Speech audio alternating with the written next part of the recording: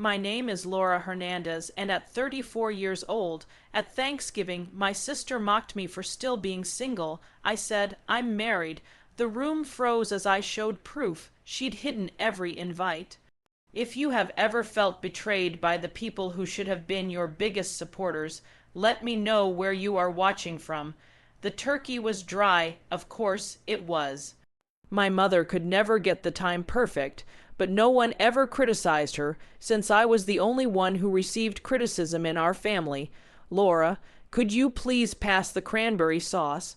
My sister Melissa's voice was dripping with syrupy sweetness, which she had honed over 34 years as the beloved kid. Her diamond engagement ring reflected the light as she stretched across the table, nearly blinding me with its ostentation. I handed her the sauce without commenting. It had been 18 months since I had last sat at this table, and I could immediately recall why I had avoided it. So Melissa's wedding was absolutely spectacular, Mom said. Embarking on what had to be the 14th review of the event I hadn't attended. The flowers alone cost more than most people's cars and the venue, she went on. That country club has a 3-year waiting list, but Melissa's fiancé, sorry, husband, has connections. Ethan knows people everywhere, and Melissa said, clutching her husband's arm. He grinned that politician's smile, which he had presumably perfected in the mirror. It's one of the perks of being a successful litigation attorney. I sliced into my dry turkey without saying anything.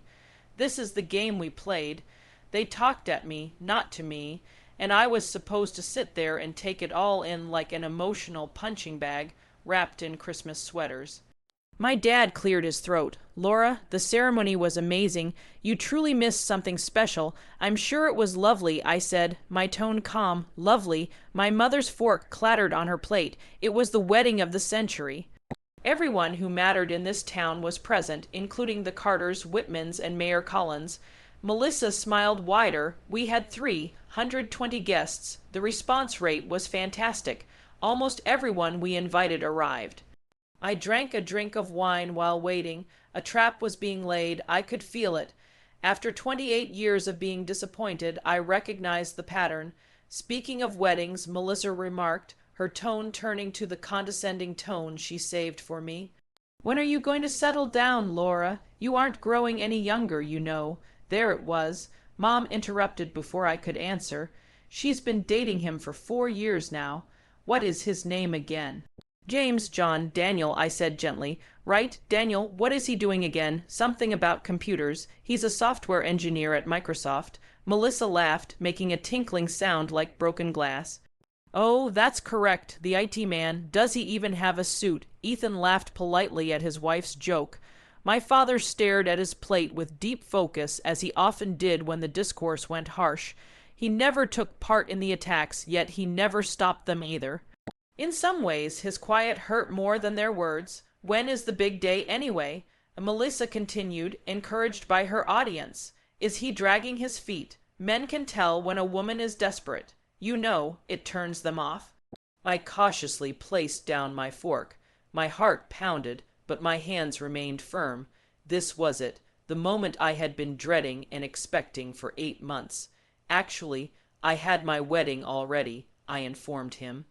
The total quiet that fell over the table allowed me to hear the grandfather clock ticking in the corridor. 4 faces looked at me with varied degrees of shock. Melissa's mouth had literally dropped open. You what? Mom finally succeeded. I was married 8 months ago. June 14th to be precise. That's impossible. Melissa said, you didn't. We would have. You got invitations. I said calmly, reaching up my wine glass.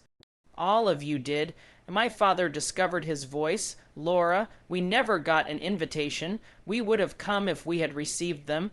I took out my phone, sliding my fingers across the screen with practiced accuracy. Let me show you something. I'd had these screenshots for months, waiting for this precise time. The first one displayed the certified postal tracking information, 5 items, 5 addresses, and all signed for on April 24th. Do you see this? I turned the phone to my father. This is a signature confirmation. Someone at this address signed all 5 invites. I focused closely on the signature line. The scroll was obviously Melissa's. My sister's face lost its color. That could be anything, Mom said quickly, but her voice faltered. I swiped to the next screenshot. This is an email confirmation from the stationery company. Custom invitations were bought in February and delivered in April.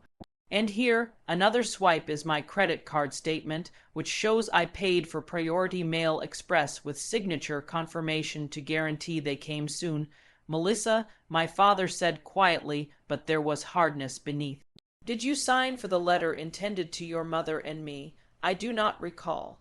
Maybe Melissa's demeanor was breaking like old paint. Let me refresh your memory. I was amazed at how calm I sounded given how fast my heart was beating. April 24th was a Tuesday. You stopped by early to drop off Mom's birthday present before departing for the conference in Denver. You offered to get the mail while you were here. How can you remember that? Ethan demanded, his legal instincts taking over to protect his wife. Because I contacted Mom that afternoon to check she got the invitation. She stated that no mail had arrived other than some catalogues. That seemed weird to me given that the tracking showed delivery at 10:42 a.m. When I studied the signature later, I recognized Melissa's handwriting right away. Melissa's face has changed from white to crimson. You had me investigated. I phoned the post office, hardly the FBI. I took another drink of wine, thankful that years of drama lessons in high school had taught me how to project confidence that I didn't really have. But you still haven't responded to Dad's query. Have you signed for our mail? This is ridiculous, Melissa said, standing quickly. I don't have to sit here and be accused. Sit down. My dad's voice cracked like a whip. I had never heard him use that tone before. Melissa sat. He looked at me, his expression confused and even wounded. Why aren't you telling us? Even if we had missed the invites, you may have phoned. This was the question I had been preparing for. I had practiced it in therapy for weeks before agreeing to attend the dinner. I did call, I said, my voice calm several times. The first time was May 4th, following 4 weeks of radio quiet. Mom, you said you were busy preparing Melissa's engagement party and would call me back. You did not. Mom opened her lips to complain, but I persisted. I phoned again on May 11th, got voicemail, and left a message that I was frightened since the wedding was just 6 weeks away, and I hadn't heard back from anybody. Nobody phoned back. I opened up my call log. I've been backing up my phone records for months just for this time. On May 18th, I phoned Dad's mobile and got voicemail. On May 20th, I texted the family group chat, which I now realize I am no longer a part of. I contacted the house line 3 times on May 25th. On May 29th, we issued an email to everyone. We never got an email. She asserted because Melissa has access to the family email account, and she deleted it. I stared at my sister, who had become extremely motionless, exactly as she had erased the one I sent in April, shortly after mailing the invites. You can't prove that, and Melissa muttered. I retrieved the email account activity log. Daniel showed me how to check it. It turns out that if you were the one who created the family email account years ago, you still have recovery access. I gave Melissa a direct glance. The email was opened on April 26th at 8:36 p.m. From this house's IP address and then erased forever. Someone did not want anyone else to see it. Ethan's expression had changed from protective to calculating. As a lawyer, he knew exactly what the evidence indicated.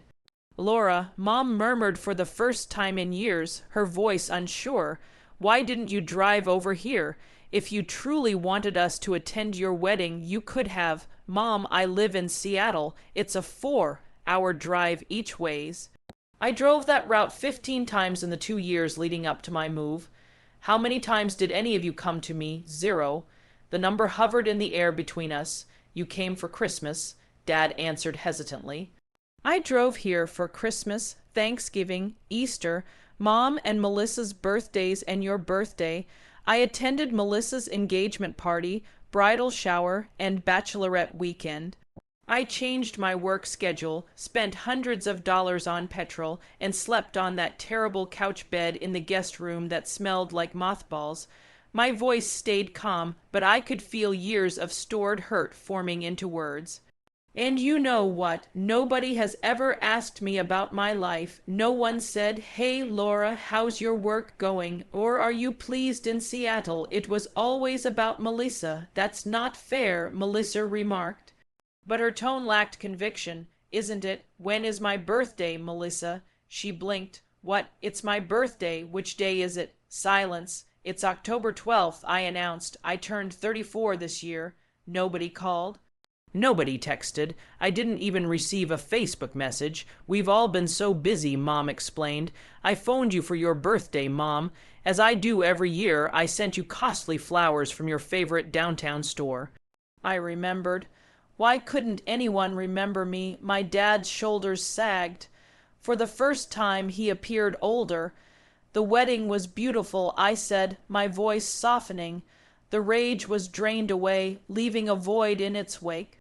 Daniel and I married at a small church by the seaside. Only us, his parents, his sister, his brother, and perhaps 16 of our closest friends. There are a total of 24 persons, small, private, and lovely. His mother helped me get into my outfit. When it became evident that my father would not be present, his father led me down the aisle. We exchanged vows that we had written ourselves, and then we had supper at this incredible seafood restaurant overlooking the lake. I picked up a snapshot on my phone of Daniel and me laughing, my veil flying in the coastal air. I appeared cheerful. I'm actually delighted. We honeymooned in Hawaii for 3 weeks, Maui. It was amazing. I scrolled through photographs of sunsets, beaches, the two of us swimming, hiking, and simply living in a place where no one compared me to anybody else. The best 3 weeks of my life, actually, the wedding and honeymoon. Mom reached for the phone, but I grabbed it back. "I'm not done. Laura, please, I need to say something. I've needed to say this for years."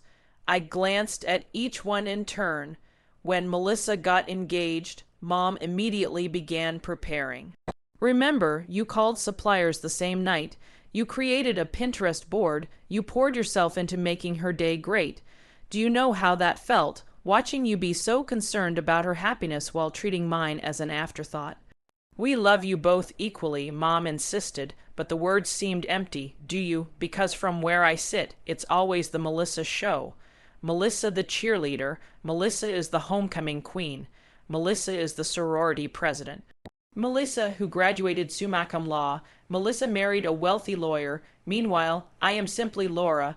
Laura has a normal work and a regular existence in Seattle where no one ever visits. You never seem to want the same things Melissa wanted," Dad replied gently.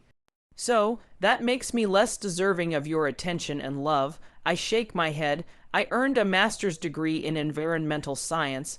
I work with a charity that is making an impact in water conservation policies. I bought my own condo with no support from anyone. I've constructed a life I'm proud of, yet you've never asked me about it.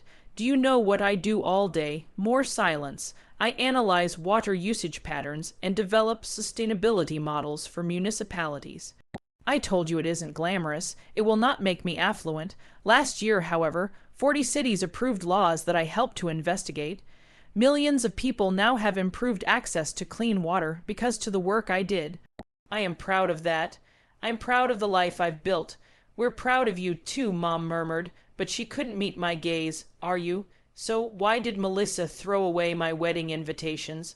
All eyes were on my sister. She had been silent for long minutes, her face changing hues of crimson and white. Now she appeared to be cornered. "I didn't," she began, then stopped. All right. I took them, but you do not comprehend." "Then explain it to me. It was meant to be about my wedding." The words sprang out of her like a champagne cork. "For once, I was supposed to be the center of attention without you trying to steal my thunder." I truly laughed. I couldn't help it. Steal your thunder. Melissa, I have been invisible for years. How could I possibly? You always do it. You appear humble and modest. but then you do these tricks to make others feel sorry for you. Oh, poor Laura, no one notices her. It is manipulation. I sent invites to my wedding. What is the nature of the manipulation? The timing. Melissa was on her feet again, her voice increasing to a volume that likely alarmed the neighbors. My wedding happened in September.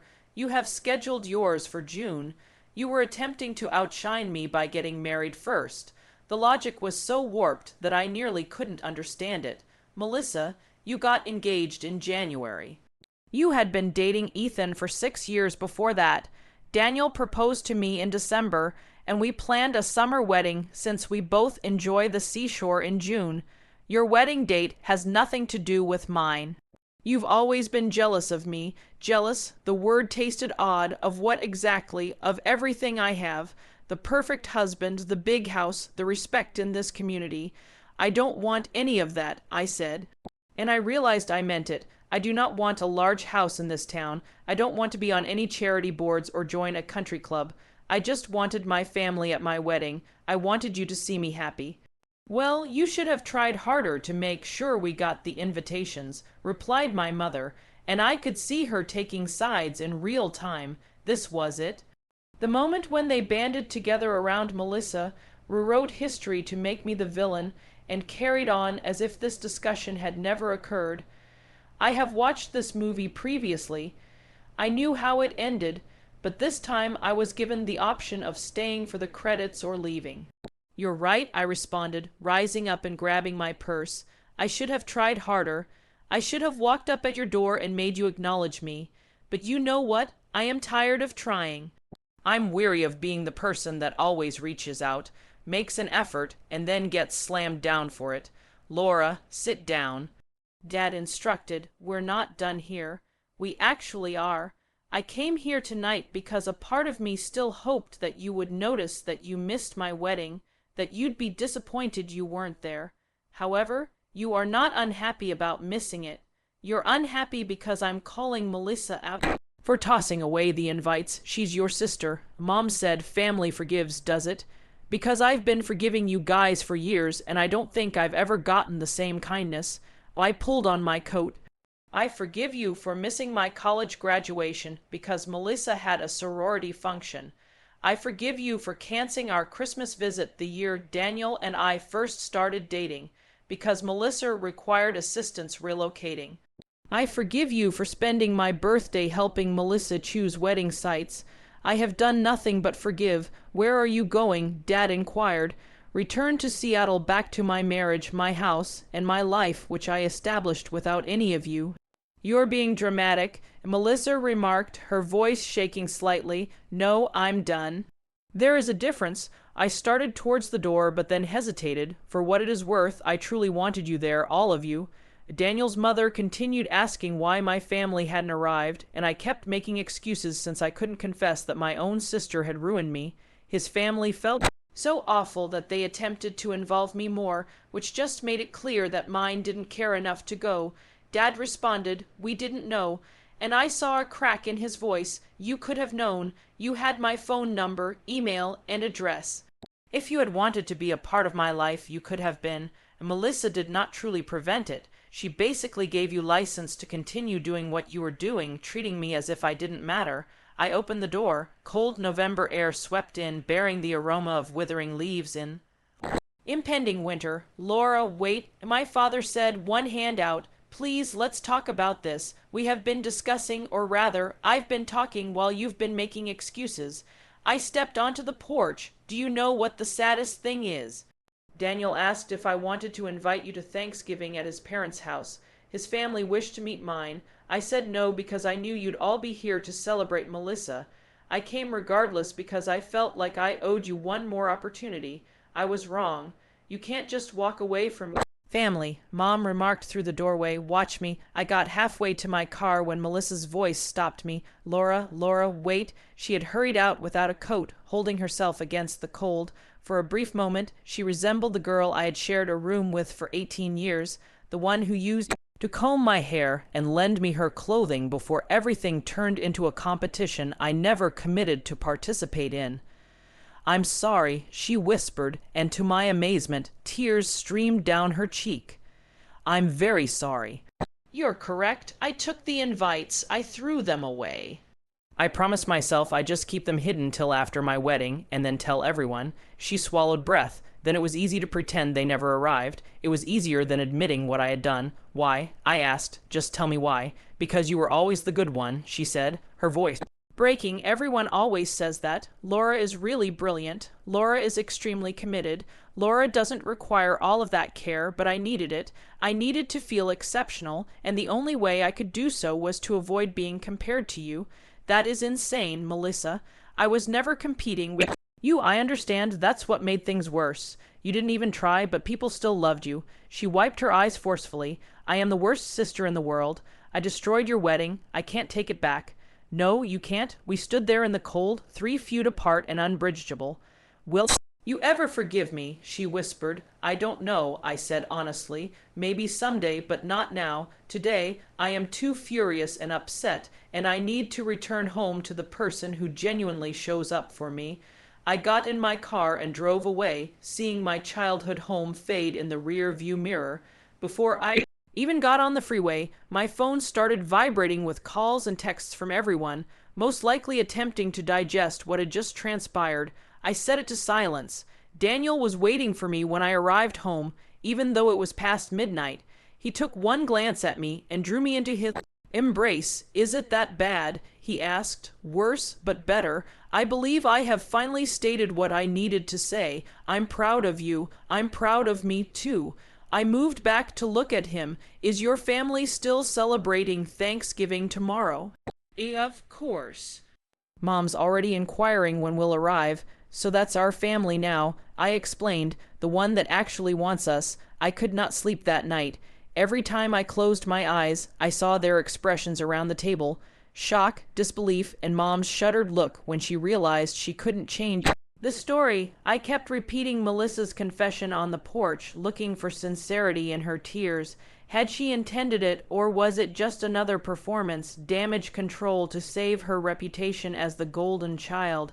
Daniel discovered me around 3:02 a.m., sitting on our balcony in the cold, wrapped in a blanket and looking at nothing. "Are you unable to turn off your brain?" he inquired, slipping onto the chair next to me.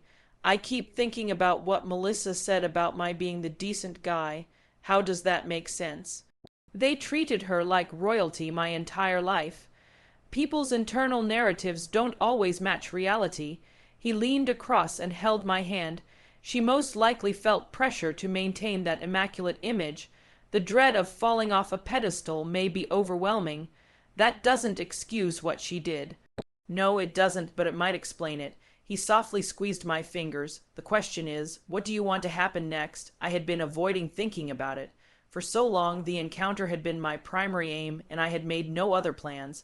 What did happen next? Could I really move away from my family forever? Did I really want to? "I don't know," I acknowledged.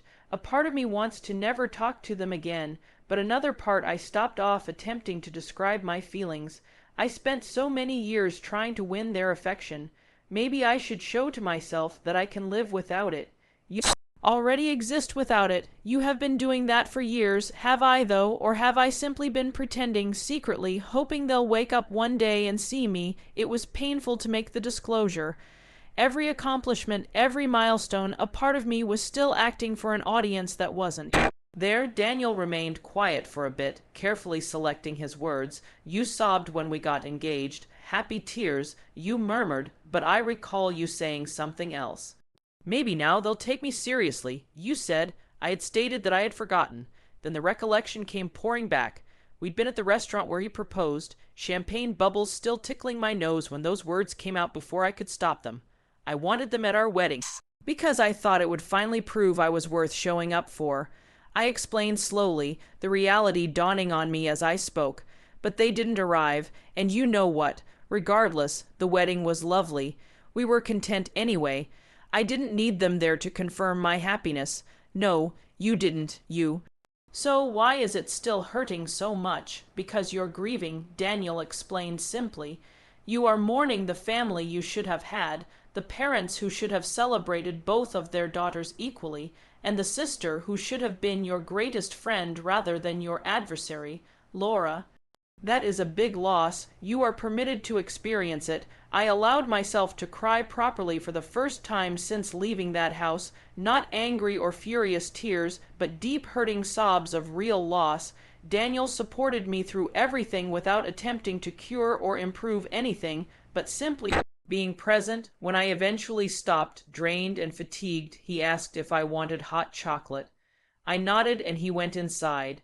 Through the glass door, I saw him walk around our kitchen, which we had designed together and filled with items that made us happy rather than those that were spectacular to others. A kitchen where we'd entertained friends who genuinely cared about us, where we'd cooked, laughed, and made a life.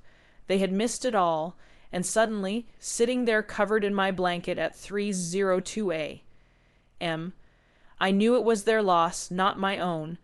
Daniel reappeared with 2 glasses topped with whipped cream and chocolate shavings. He'd even sent the peppermint sticks I adored, which I found during our honeymoon at a small cafe in Lee. I love you, I stated, for so many reasons, but right now, especially for remembering the peppermint sticks, I pay attention, he stated with a little smile. It's what people do when they love someone. Such a simple sentence, but it embodied everything my family had failed to achieve. Paying attention, remembering, and showing up the fundamental building blocks of love that I'd been craving without even recognizing it. Your mom asked me something last week, Daniel replied, stirring his hot chocolate. She inquired whether your family had ever met me before the wedding. When I told her no, she looked very heartbroken. She said every parent would be anxious to meet the one who makes their child light up as you do when we talk about our life together. My throat clenched. She said, "What? Yes, she did." She then explained that their loss was her gain since she now has you as a daughter. She meant it, too. My mother does not say anything she does not intend. I know. I observed it about Helen within an hour of meeting her. She was warm yet honest, caring yet direct, everything my own mother was not. They want to do a second reception for us, Daniel explained. Nothing major, just family and a few close friends, an opportunity to rejoice with those who genuinely care. My parents want to host it, perhaps in the spring when the weather is nicer. What are your thoughts? The concept should have seemed off somehow, like a consolation reward, but it did not. It seemed like a gift. I think that sounds perfect, I commented. Can we do it at that lakeside venue, the one with large windows already checked? They have availability in May. Of course, he had. That is what partners do. They foresaw needs, made arrangements, and turned up. Every single time we waited on the balcony till dawn, began coloring the sky pink and gold. Something fundamental changed inside of me during those silent hours. The rage and hurt persisted, but it no longer seemed like they were engulfing me from the inside out. They became into something I carried rather than something that carried me. Daniel's Thanksgiving was everything that my family celebration had not been. Yes, it was loud, but it was filled with laughing rather than anxiety. His sister Olivia met me with a crushing embrace and an urgent need to view more wedding images. His brother Ryan attempted to teach me the family card game, which apparently everyone learns at the age of 6. Helen was concerned about whether I was eating enough, and Daniel's father, Robert, insisted on learning everything about my work. He was truly engaged in water conservation policies in a way that my own parents had never been. So, you are telling me that the algorithm you helped build saved Los Angeles 35 million gallons of water in 8 months. Robert leaned forward, his eyes bright with eagerness. That is extraordinary. How did you deal with seasonal change and usage patterns? I described the process, warming to the subject as I usually did when someone was willing to listen. He posed insightful questions, questioned some of my assumptions in a way that made me think rather than feel defensive, and by the end of dinner, I had promised to give him links to our published research. "You've got a brilliant wife," he said Daniel as we were clearing dishes. "I hope you know that." "I do," Daniel responded, catching my gaze across the table. "Trust me, I do. Later, despite Helen's protestations, she gently brought up my family situation. Daniel mentioned that things were difficult with your parents during Thanksgiving, she remarked, scouring a roasting pan with more vigor than required. I hope I'm not going too far, but I want you to know that whatever occurred does not affect anything here. We consider you family now, not because you married Daniel, but because of who you are. I needed to set down the dish I was drying before I dropped it. Thank you. That means more than you realize. I'm a mother, Helen stated simply. I can't picture my children treating you the way yours did. Olivia informed me what happened to the invitations. Is that your own sister? She shook her head. I won't talk poorly of someone I've never met, but I will say this. Their inability to recognize your worth does not reduce yours.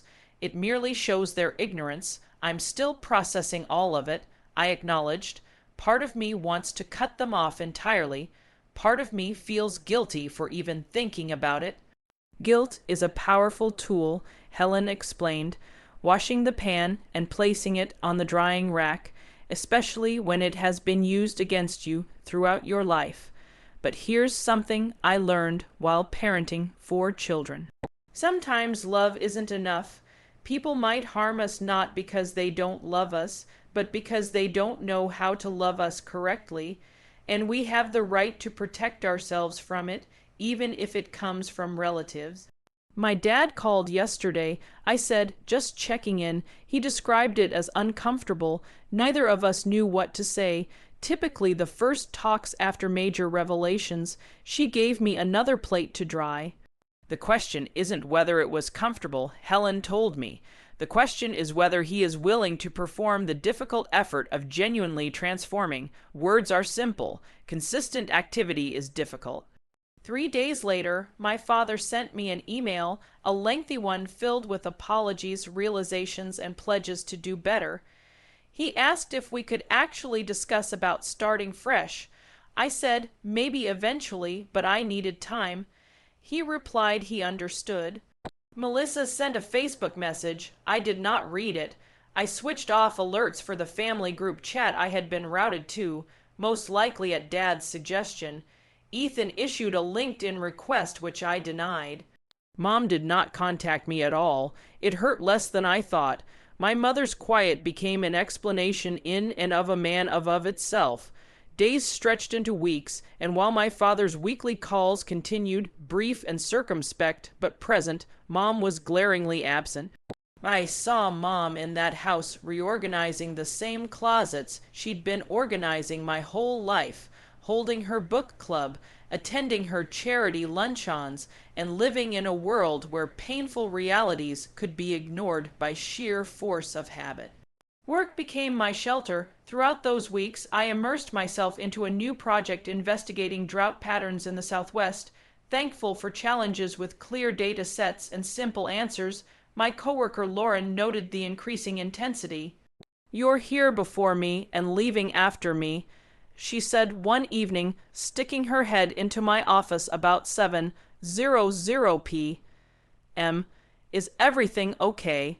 Family stuff, I answered hazily, just needed the distraction. She sat across from my desk without invitation, which I usually enjoyed. Do you want to talk about it? Surprisingly, I did. I told her everything, the wedding, the invites, and the Thanksgiving confrontation. Lauren listened without interrupting, her face changing from shock to fury to something resembling comprehension. My sister and I didn't speak for 3 years, she added as I finished. Different reason, she borrowed money and never paid it back, then behaved like I was the culprit for bringing it up. But the dynamics were comparable. She was the favorite, I was an afterthought. Our parents were always on her side. How was it resolved? I asked. It didn't actually. She ultimately apologized, and we now have a polite relationship, but only on the surface. We will never be as close as we were as children. I had to mourn that connection and accept that the sister I desired no longer existed. Maybe it never existed in the manner I recall. Is it still hurting sometimes? Lauren acknowledged, mostly on holidays or when I encounter other sisters who are also friends. But I've created my own family, my spouse, our friends, and my chosen folks. They show up for me in ways that my blood kin never have. She arose and stretched.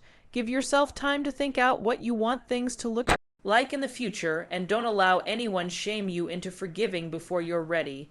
Her sentiments matched Helen's, reflecting common knowledge from women who had learned to set boundaries the hard way. I was curious how many individuals bore these scars, smiling during family events while slowly bleeding from invisible incisions. That weekend, Daniel and I had a dinner party. Nothing fancy, just 6 friends, decent wine, and the beef bourguignon and dish I had been honing for months. Our buddy Sophie brought her new girlfriend, and our neighbor Ben arrived with handmade bread that outperformed my grocery store buns. We ate, joked, and played charades until midnight, and no one asked me about my pregnancy or why I hadn't been home in a while. This is nice, I remarked Daniel as we cleaned up afterward, both pleasantly tipsy and exhausted. This feels like family. It's family, he said, filling the dishwasher with somewhat less accuracy than normal. We get to select this. Blood does not have the monopoly on love. I considered this while I scrubbed the wine glasses by hand, seeing soap bubbles catch the light. My parents had always regarded family as an obligation, something to be done regardless of the underlying problems. But what if family was more about connection? What about showing up, paying attention, and creating room for each other's joy? Melissa sent me an email on Tuesday morning, not through Facebook this time, but to my work address, indicating that she had looked up where I worked and obtained my contact information. The subject line was simply, "Please read this." I gazed at it for 30 minutes before opening it. Laura, I understand you probably do not want to hear from me. I wouldn't want to hear from myself either, but my therapist insists that I make restitution as part of my healing process. And while I realize this is ultimately for me, I hope it also helps you. I've been reflecting a lot on why I did what I did.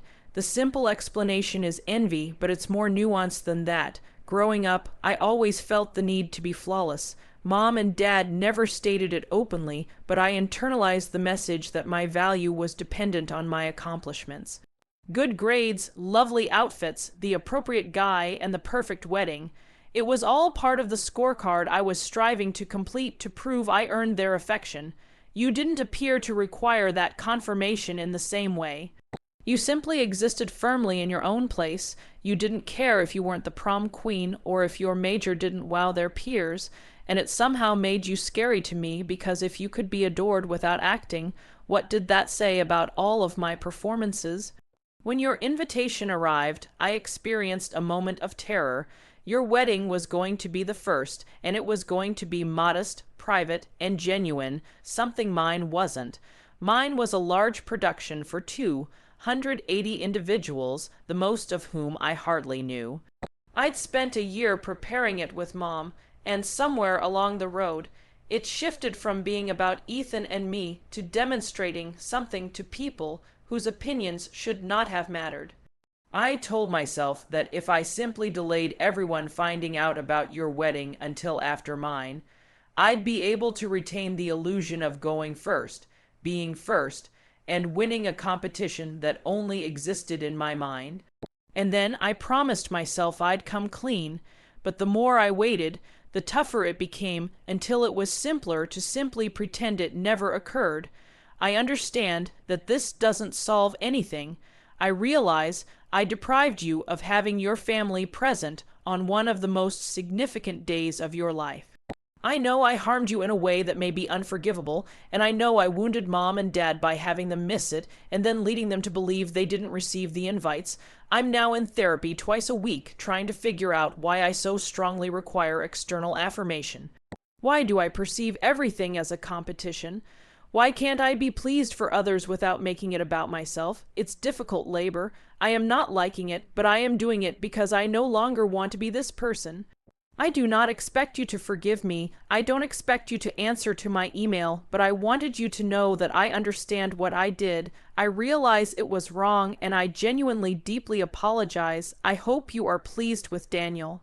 I hope your life in Seattle fulfills all of your expectations, and I hope that someday maybe we might rekindle our relationship as sisters, even if it takes years, even if it never occurs.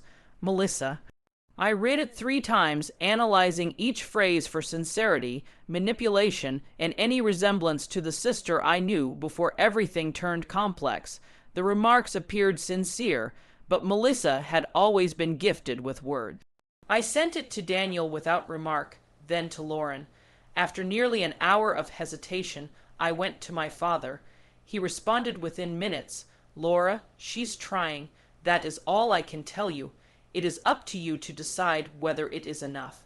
Was she trying, or was this simply another ACT therapy speak, performed in the service of her own rehabilitation with no regard for the harm she'd done? I could not tell, and the unknown was its own form of pain. 2 weeks after Thanksgiving, a gift came at my doorstep. Inside was a wedding card unopened and addressed to my parents, one of 5 invitations. My father's message stated that he discovered it while assisting Melissa in cleaning out some storage boxes from the garage. She'd stashed them all there, seemingly expecting they'd be overlooked among the holiday decorations and old tax records. I showed Daniel. We admired the gorgeous calligraphy and the carefully crafted wording. Asking my family to share our love, should we keep it, he asked no. I said, let's put it in the album anyway as a reminder of what they missed, of what we built without them. Christmas came and went without a visit to my hometown. New Year's, too. My father phoned once a week, and we had brief discussions about the weather and work, avoiding anything substantive. It was something, I guess, maybe. In February, Melissa left me a voicemail. She was in treatment dealing with her difficulties. She stated she understood if I never wanted to speak with her again, but she was trying to improve. She hoped I was pleased. I was. In March, Mom fell and shattered her hip. Dad called, his voice raspy from weariness, asking if I could come help. Before driving down, I gave it a lot of thought, more than I probably should have, not because I'd forgiven anything, but because I was choosing to show up after years of not being asked properly. When I came into that hospital room, Mom shed real tears, not the fake sort she was so skilled at. She apologized for not being the mother I needed. She stated she'd been thinking about all the ways she'd failed me while laying in that hospital bed with nothing to do except ponder. Maybe she intended it. Maybe it was the painkillers talking. I didn't know, and I astonished myself by realizing I didn't have to know right immediately. I'm here. I informed her. That's enough for today. Melissa turned up that evening. We sat on opposite sides of Mom's bed, not speaking directly to one another, but also not ignoring each other. Small steps. I remained for 4 days assisting Dad with housekeeping, dealing with insurance companies, and managing prescription regimens. On the final day, he hugged me tightly and thanked me for attending. "You didn't have to," he said quietly. "After everything, I understand, but I wanted to." I drew back and faced him directly. "I'm not totally recovering, Dad." "This does not erase what occurred, but I'm not disappearing either. We'll find out something in between." He nodded. Perhaps for the first time, his eyes filled with comprehension. The journey back to Seattle seemed different, lighter, as if I'd released a weight I'd been carrying for so long that I'd forgotten it was there. I contacted Daniel from a rest break and said I was on my way home. "How are you feeling?" he asked. "Like myself," I said finally.